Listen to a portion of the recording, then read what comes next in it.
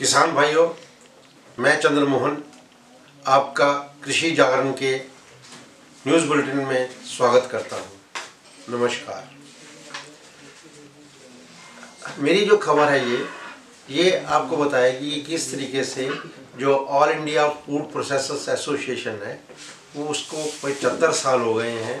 Platinum jubilee celebrations के तौर पर विज्ञान भवन में 20 और 21 दिसंबर को एक कॉन्फ्रेंस होगी जिसमें इस बात का ख्याल रखा जाएगा कि किस तरीके से जो आप फूड उगाते हैं लोगों के खाने के लिए, उसकी वैल्यू एडिशन करने के बाद वो किस तरीके से उसको कीमत भी ज़्यादा मिलती है और आपकी जो इनकम है वो भी डबल हो सकती है।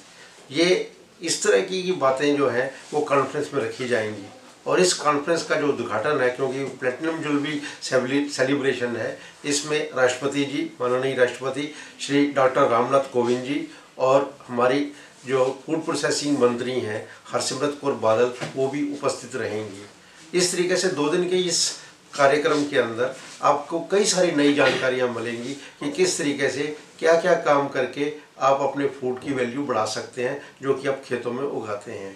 लेकिन ऐसा नहीं है, अभी देखा जाए तो पैकेज बंद जो फूड है उसके ऊपर 18% GST लगता है और जो फूड प्रोसेसिंग एसोसिएशन है उसने इस बारे में कई सारे पत्र लिखे, कई सारी मीटिंग की फूड प्रोसेसिंग मंत्री जी के साथ और उनका कहना है, डॉक्टर सुबोध जिंदल जो कि प्रेसिडेंट हैं इस एसोसिएशन के, कि हमने इतने एफर्ट किए हैं कि इनको कम से कम लेना चाहिए। जैसे अचार बनाते हैं, कच्चा आम है उसके ऊपर सिर्फ नमक डाला और तेल डाला तो अचार बन गया, लेकिन ये एक छोटे उद्योगों के ऊपर है, लेकिन ये बड़े उद्योगों की तरह नहीं है जिसके ऊपर 18% GST लगाया जाए। ऐसी कोशिश जारी है, हो सकता है इस बजट में इसके ऊपर 18% GST से कम करके 4, 5 या 6% तक की GST लगाई जा सकती है। ये एक खुशखबरी है और आप चाहें तो आप विज्ञान भवन में ये 20 और 21 दिसंबर को इसको आप अटेंड कर सकते हैं, अपनी नई जानकारियां हासिल कर सकते हैं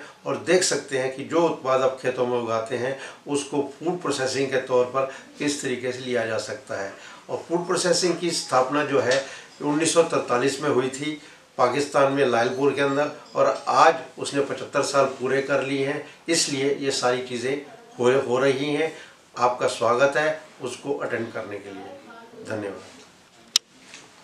नमस्कार दोस्तों, कृषि जागरण में आप सभी का स्वागत है। तो आज मैं आपको बताऊंगी तुलसी के गुणों के बारे में। तुलसी एक औषधीय बूटी है, हमारे देश में इसकी पूजा भी की जाती है और इसका स्वाद भी काफ़ी लाजवाब है। यह आपको खांसी, जुकाम और बुखार से राहत दिलाती है।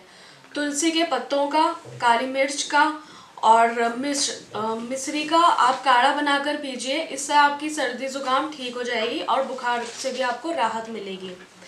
तुलसी का पेस्ट अगर आप अपने चेहरे पर लगाएंगे तो आपका चेहरा काफ़ी चमकदार होगा, इसमें अलग सी ग्लो आएगी और ये आपके चेहरे के कील मुहासों को भी ठीक कर देगी। किसान भाइयों, मैं किशन अग्रवाल आज आपको बताऊंगा कृषि बाजार से जुड़ी कुछ खबरों के बारे में।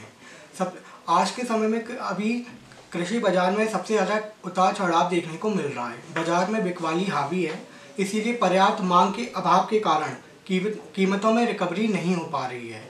कीमतों में रिकवरी ना होने के चलते ग्वार गम में तेज़ी देखने को मिल रही है। ग्वार गम की कीमतें 61 रुपये से बढ़ के 8,126 के कारोबार स्तर पर छू रही हैं। इसके अलावा खाद्य तेलों में वर्तमान में गिरावट का दौर दिखाई दे रहा है। वर्तमान में मूंगफली, सरसों का तेल आदि तेलों में हमें काफ़ी गिरावट देखने को मिल रही है। अगर हम मसालों की बात करें तो मसालों में भी कीमतों में गिरावट का दौर देखने को मिल रहा है। फिलहाल चने की कीमतों में भी गिरावट का दौर देखने को मिल रहा है।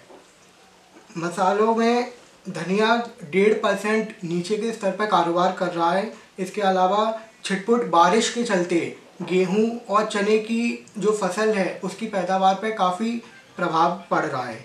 अगर हम कपास की कीमतों की बात करें तो वर्तमान में कपास की जो कीमतें हैं उसमें भी नरमी का संकेत है। कपास की कीमतें 22,000 रुपये से घटकर 21,000 के स्तर पर आ गई हैं।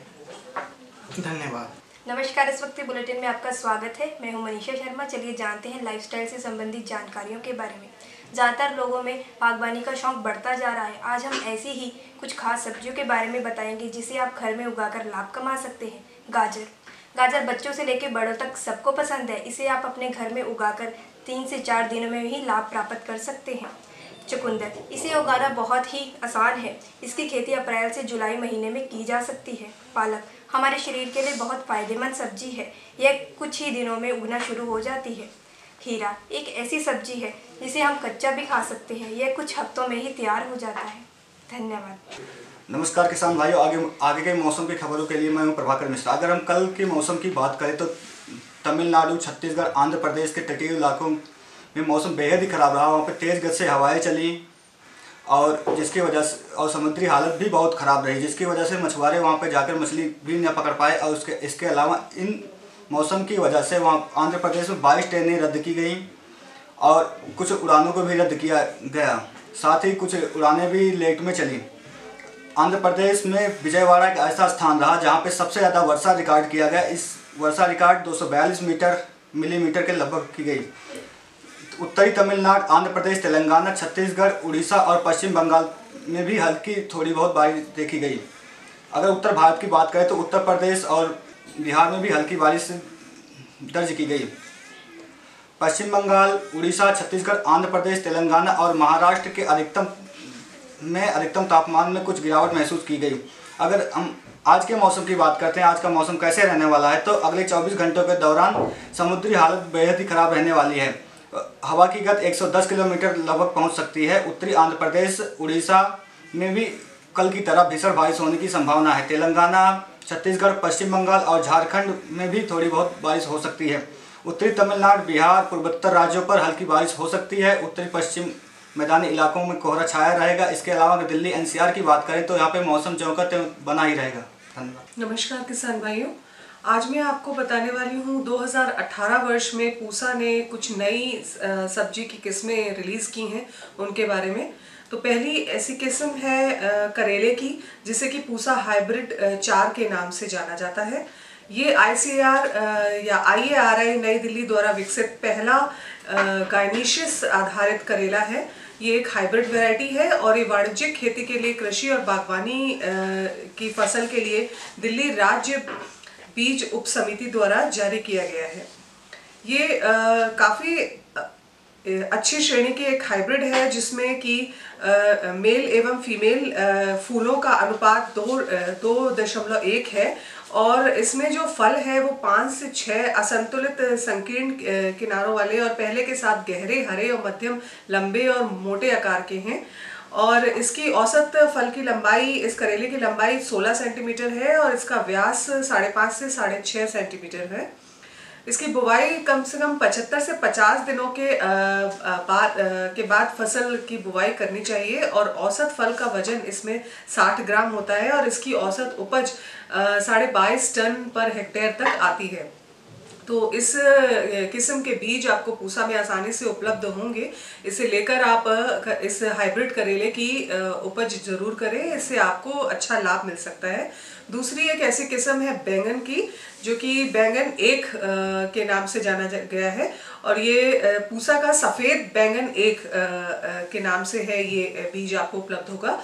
ये उत्तर भारतीय मैदानी इलाकों के तहत खरीफ सीजन के लिए उपयुक्त सफ़ेद रंगीन अंडाकार बैंगन है, जो कि आपको इसके पौधे जो है ये खड़ी शाखाओं में होते हैं और इसके साथ ये इसमें स्पाइन्स या धारियाँ नहीं पाई जाती, जिसमें छोटी पत्तियां हैं और हल्के बैगनी रंग के पिगमेंटेशन भी होते हैं, छींटे भी होते हैं। और ये प्रत्येक फलों की कटाई प्रत्यारोपण होता है इसमें और इसमें उच्च एंटीऑक्सीडेंट गतिविधि भी पाई जाती है। इसकी खूबी है, ये हाई एंटीऑक्सीडेंट बैंगन है और इसमें 3.5 URPS माइक्रोमोल टॉलेक्स G और 2.48 FRP माइक्रोमोल ट्रोलेक्स G की जो एंटीऑक्सीडेंट एक्टिविटी है इतनी मात्रा में पाई जाती है। और इसके साथ साथ इसमें कुल फिनॉल सामग्री भी उपलब्ध है इस बैंगन में, जो कि इसको एक खास वैरायटी बनाता है। और इसके यही फ़ायदे हैं कि एंटीऑक्सीडेंट इसमें काफ़ी मात्रा में है, जो हमारे स्वास्थ्य के लिए अच्छा है, लाभकारी है, और इसीलिए इसे एक अच्छा हाइब्रिड माना गया है। तो ये जो बैंगन है, ये नए किस्म का बैंगन जो सफ़ेद बैंगन है, और ये बैंगन 1 के नाम से इसका बीज उपलब्ध होगा आपको पूसा में। और तीसरी बैंगन की वैरायटी है ये पूसा बैंगन 1 है। ये पूसा का हरा बैंगन है, जो कि बैंगन 1 के नाम से जानते हैं। ये हरा बैंगन भी है इसकी एक तीसरी वैरायटी, जो कि उत्तर भारतीय स्थिति के तहत खरीफ सीजन के लिए उपयुक्त पहला हरा बैंगन है ये। और इसके पौधे चमकदार हैं और इसकी छोटी पत्तियां हैं, और मध्य पसलियों और नसों पर हल्के बैंगनी पिगमेंटेशन के साथ शाखाएं ये बनाते हैं। और इसके फल बड़े अंडाकार के होते हैं और हल्के बैंगनी पैच के साथ हरे रंग के होते हैं। और प्रत्येक फल का वजन इसमें 210 से 220 ग्राम का है। और इसमें हरा गैर स्पाइनी कैलिक्स भी पाया जाता है, जो कि इसको एक डिफरेंट, एक अलग ही रूप देता है। और इसकी अवधि जो है, इस पौधे की अवधि 55 से 60 दिनों के बीच की है। और उसका प्रत्यारोपण से पहले इसमें फल फसल के दिन इसमें प्रत्यारोपण पहले से किया जाता है। और इसमें उच्च एंटीऑक्सीडेंट एक्टिविटी भी काफ़ी ज़्यादा है, और इसमें भी फिनॉल की मात्रा ज़्यादा पाई जाती है, जिसकी वजह से ये स्वास्थ्य के लिए अच्छा माना जाता है। और इसकी विविधता संभावित उपज जो है इसकी 40 से 45 टन पर हेक्टेयर तक मिल जाती है। तो उम्मीद है इन 3 वैरायटी के बीज जो कि मैंने बताया आपको, एक करेले का हाइब्रिड है जो कि हाइब्रिड 4 है, एक सफ़ेद बैंगन और एक हरा बैंगन जो कि बैंगन 1 है। इनके बीज आपको पूसा कृषि अनुसंधान संस्थान में आसानी से उपलब्ध हो जाएंगे। और इनके बीजों को आप लेकर इन हाइब्रिड वैरायटी को उगाएं और इसे ज़्यादा से ज़्यादा बाज़ार में इसे बेचकर मुनाफा कमाएं, यही हमारी उम्मीद है। उम्मीद करती हूँ आपको आज की ये खबर पसंद आई होगी। धन्यवाद। नमस्कार, मेरा नाम है जिमी और आज मैं आपको बताऊंगा कि 2019 के जो लोकसभा चुनाव है उसमें किसान कितना महत्व है, उसमें कितना महत्वपूर्ण किसान को माना जा सकता है, किसान की भूमिका क्या रहेगी 2019 के लोकसभा चुनावों को लेकर। तो आपको बता दूं कि अखिल भारतीय किसान संघर्ष समन्वय समिति के जो संयोजक है सरदार वीएम सिंह, वो राष्ट्रीय किसान मजदूर संगठन के राष्ट्रीय अध्यक्ष हैं। तो सरदार वीएम सिंह ने कहा है अभी कुछ दिनों पहले कि अगर सरकार जो है वो किसानों की मांग नहीं मानती है, जिस तरह से उन्होंने जो है वो बिल पेश किए हैं किसान की कर्ज माफ़ी को लेके और उनकी लागत जो है उसका 1.5 गुना वाजिब दाम देने को लेकर उन्होंने 2 बिल जो है वो लोकसभा में पास करवाने के लिए रखे हैं। तो उनका ये मानना है कि सरकार अगर इन बिलों को पारित नहीं करती है, पास नहीं करती है, तो सरकार जो है वो केंद्र में सरकार जो बीजेपी सरकार है वो इसी तरह से हारती रहेगी। और आपने जिस तरह से देखा कि 3 राज्यों के जो अभी परिणाम आए हैं, मध्य प्रदेश, राजस्थान और छत्तीसगढ़, तो इसमें किसानों की एक अहम भूमिका मानी जा रही है, क्योंकि कांग्रेस ने अपने जो वादा पत्र है या आप बोल सकते हैं घोषणा पत्र है, उसमें उन्होंने बोल दिया था कि किसानों का कर्ज जो है वो माफ़ किया जाएगा। और मध्य प्रदेश में इसका एक छोटा सा उदाहरण भी देखने को मिला कि मध्य प्रदेश में जो सीएम बनते ही कमलनाथ ने जो है वो 2 लाख रुपए तक का कर्ज माफ़ी का आदेश जो है उस पर मतलब पेपर पे साइन किया है अभी कि मतलब ये आदेश जारी होना चाहिए। तो इस तरह से आप देख सकते हैं। तो वीएम सिंह ने कहा कि आगे और भी ऐसे कई प्रयास होते रहेंगे जो किसानों के लिए काफ़ी महत्वपूर्ण रहेंगे। तो किसानों से ये अपील है कि वो अपनी जिम्मेदारियों को समझे, चीज़ों को समझे और उसके बारे में जो है वो जानकारी हासिल करते रहें। सरकारें कहीं आएंगी कहीं जाएंगी, लेकिन आपको अपने हिसाब से अपनी वाजिब और अपनी सही मूल्यों का चयन करना है। कृषि से जुड़ी खबरों के लिए हमारे फेसबुक पेज को लाइक करें और हमारे यूट्यूब चैनल को सब्सक्राइब करें। धन्यवाद।